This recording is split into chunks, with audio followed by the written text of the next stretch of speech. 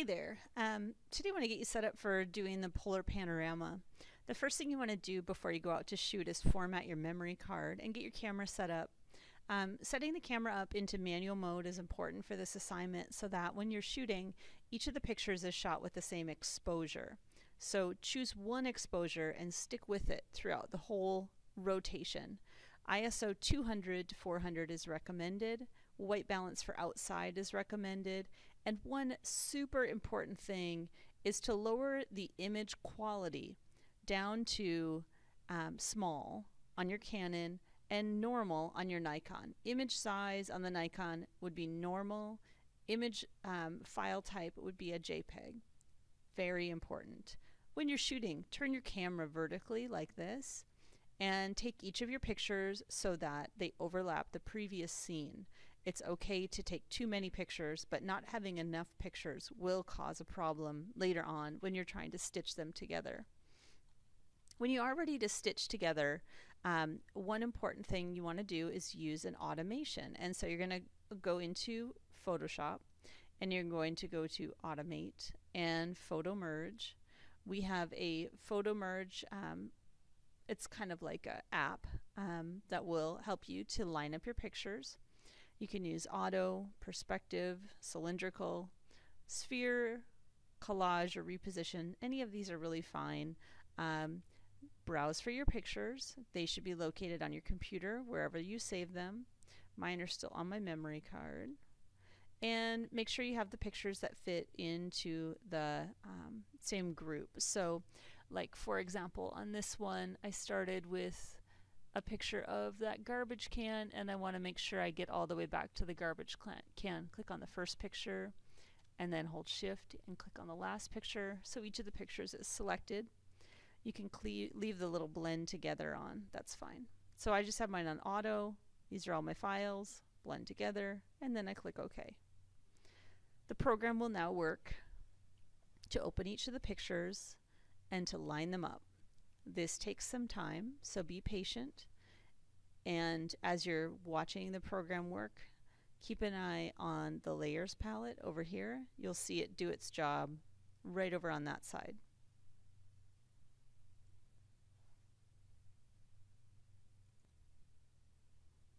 Okay, so you can see Photoshop has done its thing, and I have two chunks of a panorama. So as you can see, it kind of lined one up on top of the other. Not a big problem, but I'm going to show you how, if it happens to you, you can work with this. The first thing you want to do is, if you look at all these layers, the layers are already lined up for me, and Photoshop has made these vector masks. All of the work is really done here and I don't need to realign anything. You can see that it's pretty much set up. So my biggest thing right now that I would want to do is save this flattened. So I'm going to hit layer, flatten image, and it's going to squish these all down onto just the background layer. And that's going to make the file a lot easier to manage, because if I left all those vector masks, it just gets really tricky to work with. So then the next thing I want to do is I want to save a copy of this, because if the program would crash, it would be kind of frustrating. So I'm going to do a save as, and I'm going to save in wherever I'm saving my pictures. I'm going to save this as a panorama. Make sure it's a JPEG. Okay, and so now I have that saved just in case the computer shuts off or something crashes. Okay, now I'm going to show you how to fix this problem, because it can be really frustrating if this happens to you. And so what you're going to do is you're just going to use the crop tool. Make sure you're in unconstrained cropping, and you're going to zoom out. Now what you want to do is you want to make the canvas bigger. So you're just going to stretch to one side and then click the check mark. Now you've created a space for this bottom part to move into. Okay, so what I want to do here, let's see, I'm just trying to figure out where that lines up. I guess I'll move this top part over. I'm going to unlock my background layer by double clicking on it. So double click and then click OK. And then I'm going to take this chunk and I'm going to select it with the rectangular marquee tool, and I'm going to cut it, and then I'm going to paste it, cutting is Control X and pasting is Control V, and now I want to see where it lines up. So it might be right about there. Okay, and I don't want to lose too much of my picture, so just want to make sure it like matches up, and then if I have any icky white over there, I'll just zoom in and kind of look at it. Okay, so this layer 1, and this may not happen to you, I hope it doesn't, I hope yours is perfect when you start out. You just want to make sure it lines up the best it can. So I'm just going to take an eraser, and I'm going to click one time on the top and hold the shift key, and I'm going to slide it down so that I have erased that line that I made accidentally, and then I'm just going to line it up the best I can. So that looks pretty good. Okay, now I'm going to zoom out again. Oops. And so I may want to slightly extend my canvas just a little bit more so I don't lose anything. But what I want to do here is I'm going to go ahead and pull down now, because now I can see where the top is, and I want to get so that I don't have any white empty space. And I'm going to pull it over so the left matches up, and I'm going to pull it up so the right or the bottom matches, and then I'm going to go over, and now I have it all squared off. Click my check and apply that. Now I still have these 2 layers. That's important to know. I want to flatten it again, so flatten image, and now I just have 1 layer.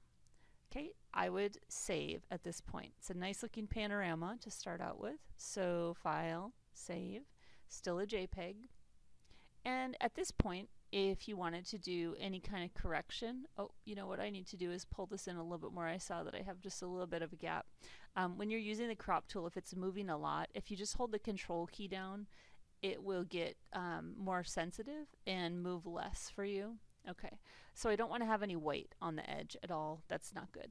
Okay, so now if you wanted to, you could do any kind of levels adjustment or exposure adjustment. This is a levels adjustment if I want to try and bring up the image colors or values.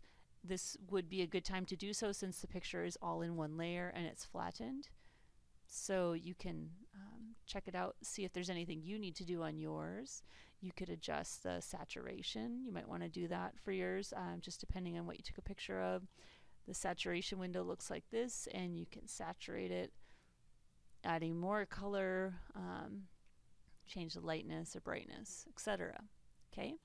Now, we have an important decision to make. You have to decide if you want this to be a tiny planet or a sphere world, okay? And I'll show you the different looks, but if you want this to be a tiny planet, then you need to flip it upside down. If you want it to be a sphere world, then it needs to stay this way. So big choice right now. Once you've done that, if you want to flip it, you're going to go to Edit, and then you're going to go to, oh, you got to unlock that background layer again. Sorry about that. Edit, Transform, flip vertically. Okay, everything's upside down. And then I'm going to go to Image. Everyone's going to do this. If you don't want to flip, don't flip, but everyone's going to do Image, Image Size. We're going to unclick this Constrain Proportions, and we're going to check out the numbers here. We're going to change each of these to 20, 20, and 20, and then click OK.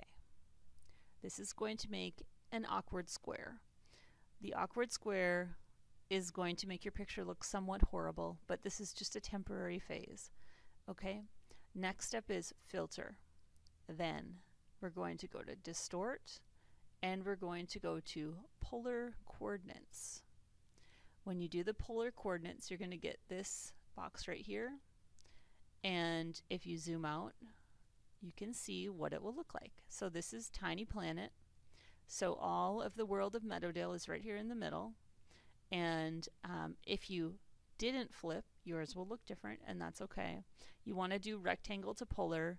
If you leave it on polar to rectangle or change it to that, it will not look right. So if I am happy with that, I'm going to click OK, and then the Photoshop will render, and as you can see when I zoom in, I have a tiny planet, Meadowdale High School.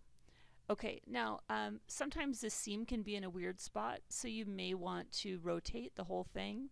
To do that, hit Control T, and then you can spin the box and decide what is on the top and the bottom, etc. So you can pick the best position, and sometimes by turning where that line is, you can make it less visible, like less awkward, and then click OK.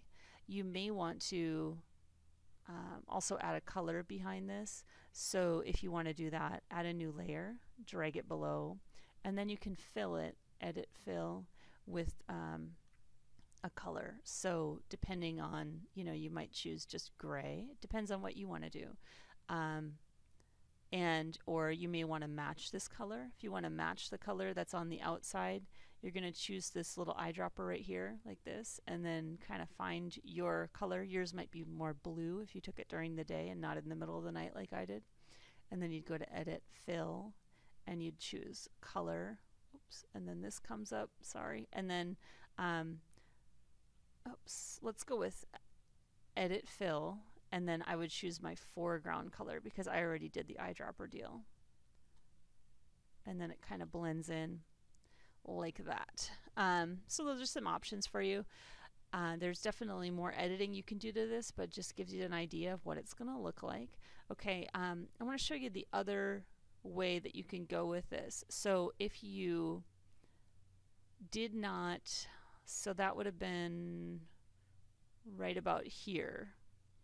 If you did not flip vertically, this, okay, and you're just looking at your picture like this, you would go to Edit, Image Size, make it 20 and 20, and then click OK.